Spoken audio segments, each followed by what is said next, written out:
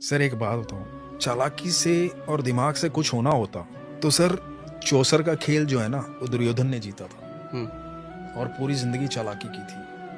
18 दिन लगे सर, सिर्फ 18 दिन इतिहास पलटने, नामो निशा खत्म हो गया। क्योंकि इधर जो व्यक्ति था ना वो सरलता से चल रहा था, साधारण तरीके से चल रहा था, विश्वास से चल रहा था, अपना कर्म ईमानदारी से कर रहा था, जो उसके हिस्से आया था।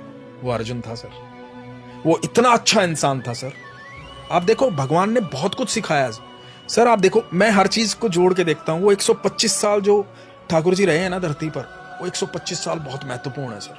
आप देखो अर्जुन जितना अच्छा इंसान कौन कहाँ होगा कि अर्जुन, कई बार लोग बोलते हैं ना यार जितने अच्छे इंसान होते हैं ना उनके जीवन में बड़ी तकलीफें होती है। मैं आपको बोल रहा हूँ सर, अर्जुन जितना अच्छा इंसान कि अर्जुन युद्ध भूमि में खड़ा है, पहला दिन है, भगवान को बोलता है कि प्रभु, तब तक तो जानता ही नहीं था ये भगवान है, तब तक तो एक मित्र के तौर पे जानता था।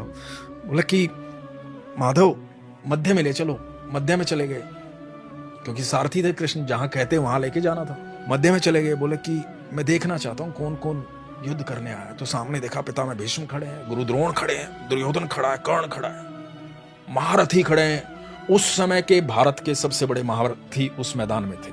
जहाँ कहा जाता है कि अर्जुन ने एक बार ये कहा था कि सब मेरे खिलाफ हैं प्रभु माधव, और ठाकुर ने कहा था पर मैं तुम्हारे साथ हूँ पार्थ।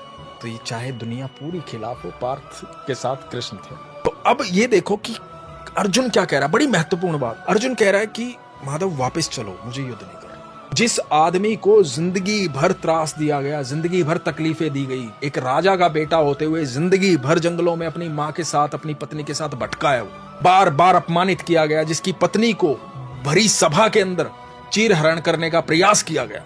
ये वो लोग सामने खड़े हैं जिन्होंने इतना पाप किया है, पूरी जिंदगी नरक बना के रखी है अर्जुन की। उनके प्रति भी अर्जुन क्या कहता है कि प्रभु मुझे युद्ध नहीं करना, ये अपने हैं, इनको मारने के बाद यदि तीनों लोगों का साम्राज्य भी मुझे मिल गया तो कोई फायदा नहीं है प्रभु, वापस चलो। सर जिस दिन आप इतने सरल हो जाओगे ना, उस दिन आपका रथ श्री कृष्ण हाकेंगे।